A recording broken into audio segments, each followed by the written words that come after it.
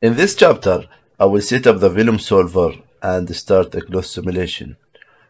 I will do like a glue in this area, on the top area, and the hands for these pieces to blend it together. I like to make this a bit static or bend to anim, or hold these pieces together at the bottom part of the belt, and I will have like more freedom at like uh, the bottom part here and the cloak area. So these will be more freely moving, but this area across the chest, sorry, and the belt, uh, all glued together and holding to each other. Okay, so I'll start selecting like this shoulder armor and the cross belt, and like the shirt, and this will be the group, and this part, these will be the target.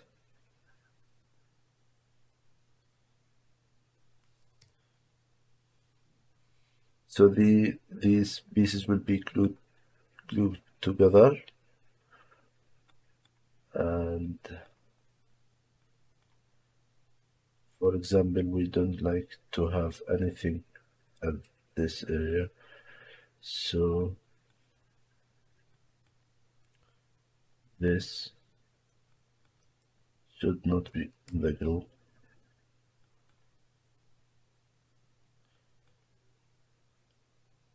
Okay, this is looking good, and we have to decrease the search distance 0.005, for example, and yeah, this is looking good.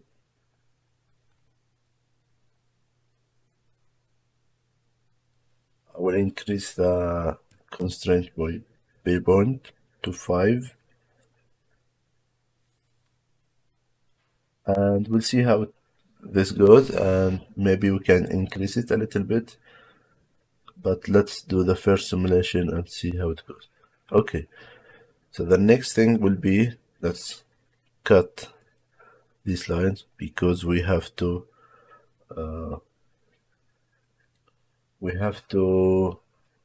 point deform this constraint proxy with the original animation. Okay, I will add a point deform,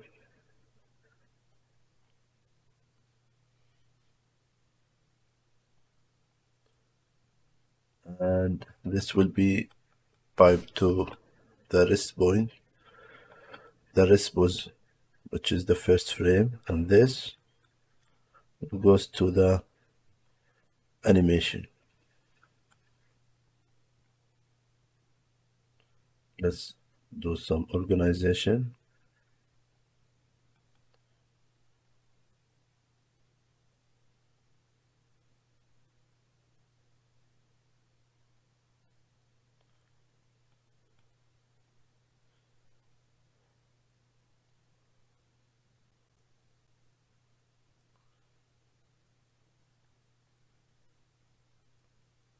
Okay, I will reduce the radius here 0.001, and we have to use a piece attribute, which is the path.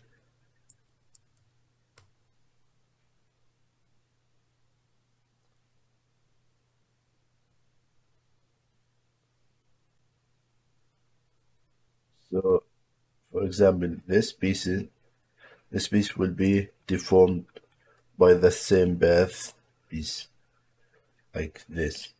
So this way we have like a good looking deformation, because each piece will be deformed by the original piece. Okay, I think this is looking good for deforming the original geometry. And after that, we have to calculate the velocity.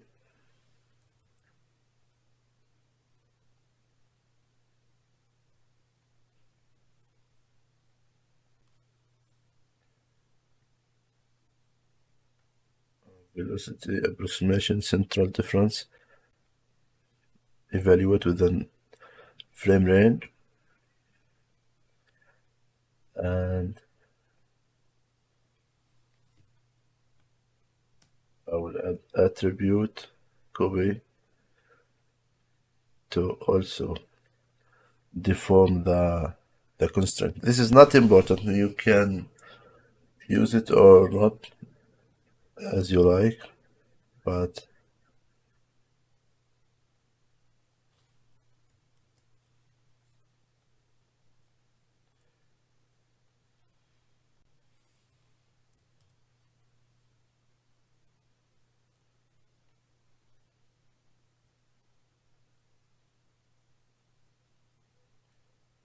we are deforming the constraint with the position from the geometry.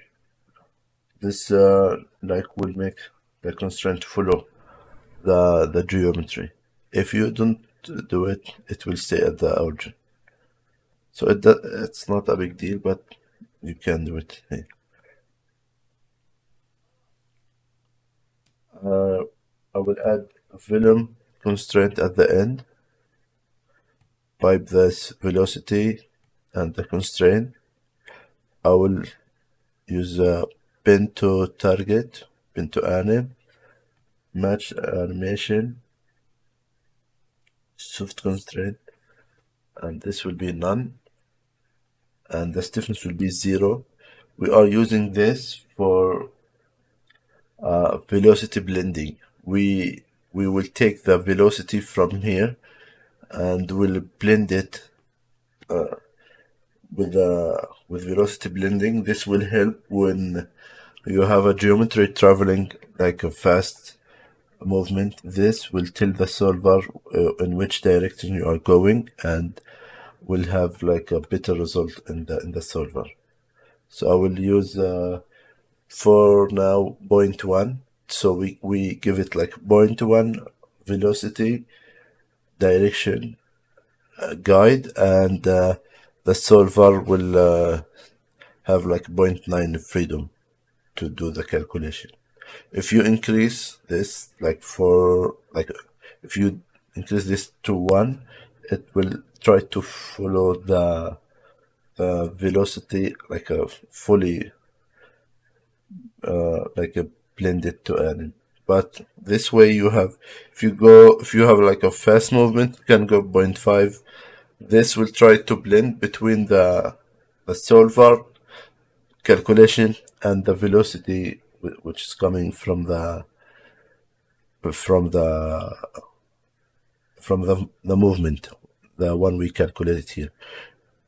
So with this way you can use like some fake movement stuff with adding color noise, and this will lead a different result. But this, like for example, if you have a cave and or this clock, you will have like a waviness on that based on this noise. So this velocity blend, you can use it in smart ways and you will have a different result based on what you need. And I will pipe this to the solver,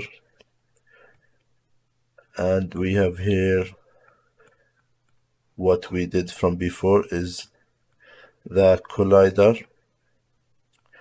I will take the one we did with the subs and pipe it directly into the solver.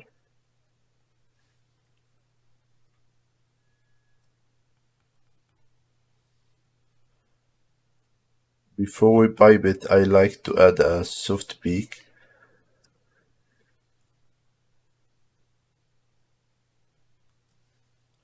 and I like to animate it.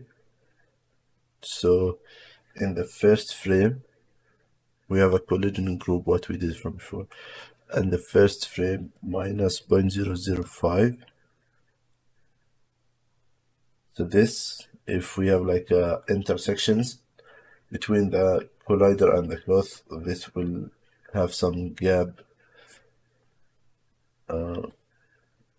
Just let me show you the gap, what we will have. If we template this, we'll have like this amount of gap will help to prevent any intersections. If you have intersection with the cloth at the first frame, and we animate this like in the first frame, and let's go to the 8th frame, and we move it back to 0.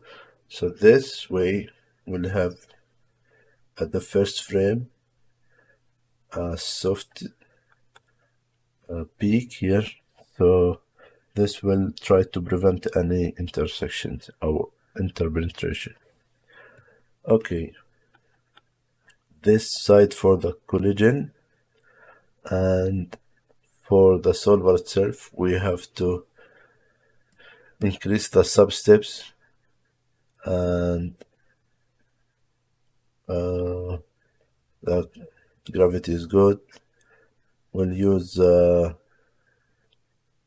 reduce a little bit the wind drag and use some velocity damping 0.005 or 0.01, and this one 0.05, sorry. I think these are good values for start. We can go like for 0.05 also, or we can now 0.025 for example, and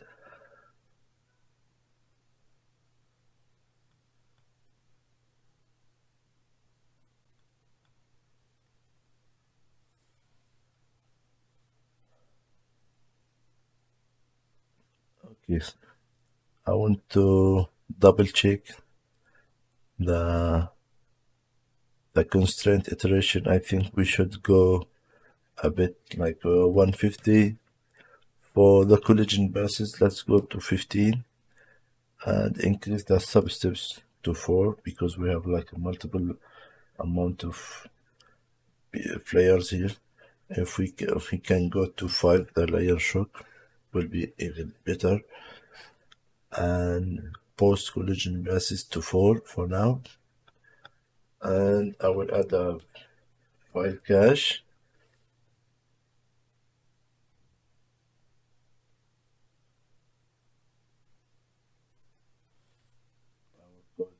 Load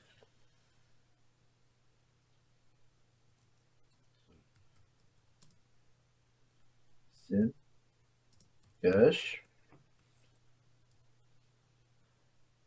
and rename this.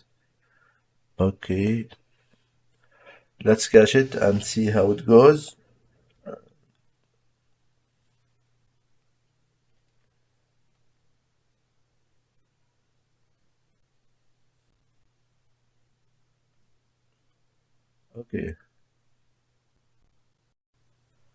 Okay, I wanted to mention something before we continue. I stopped the simulation because this intersecting with each other. I wanted to move this as out from each other. So what I did, I added a soft transform, and I moved this a little bit out, and also this area. This one we have like some intersections here, but we can fix. Let's do another one here, soft transform, and with this way we are like moving this part from each other, and we can do it also here, but let's This will be like pin to anim, will not be a big deal, but now this will avoid issue with the simulation, because if we start with this will always be inside of each other and it will not freely move, and this will cause us issue. Okay, let's do another version and see you. After this finish, I will be back. Okay, so the simulation is finished. I did change the resolution in the bag because I felt it's too much. I go to the bag and I reduce the the image resolution to 0.01. It was 0.005, but I reduce it to 0.01 because I think this is good enough. The simulation is heavy, taking like around one and a half frame for 1.5 minutes for each frame, and this is too much. We have a lot of layers and we have a good resolution, but we should optimize it to go a bit low, like 4 frames per minute, or like at least 3 or 2. But going 1.5 or 2 minutes for each frame, this is too much. So I think we can reduce the resolution a little bit. But before doing that, I will show you like the flip book of the result, and I will talk about what is the issue and what we will do. So what I did, I add a color node, and I colored based on the path for each base and primitive, and I did a flip book based on that with the camera like this. I also localized the motion on the origin, and I did a second flip book so we can see both two different flip books. I will show you this flip book. So this is the localized one, is the result. I think the overall simulation is looking good, but we have to fix some issue. For example, the bands not looking so good, it should be fixed, and the bend stiffness should be a bit more stiff. And we have here on the back and the side panels some intersections. Let me show you in the extreme frame. Yeah, as you can see here, it's going inside each other, and this is not good. And like this frame, the gloves collide with the bag and it's like destroying it. The bag should be a bit more stiff and rigid. Not so rigid, but should be even more stiff than this because it's bending too much. And this area is also going inside the bag and it's always following the bag. So this should be outside, and I should fix it with a soft transform and try to have a gap between all of the pieces like this also. And this, because if we keep it will stay in the whole simulation following the same thing. Also, we have some bad collision here, so this go inside the collider, and this is not good. So I will work on these issues and fix it. So yeah, this is colliding with the back and destroying it, and this is not looking good. I will try to find which it's good to have this colliding with the back, but we should have it a bit more stiff, and maybe I will release this a little bit so it's having this area also simulating.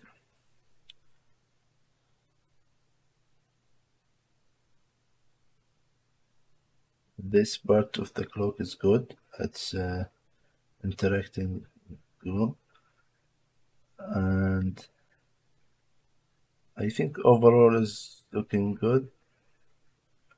But yeah, we should fix this. I will go to the second.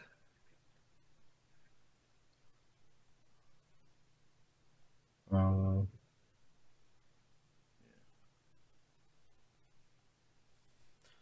the second flip book. Let me run real time first.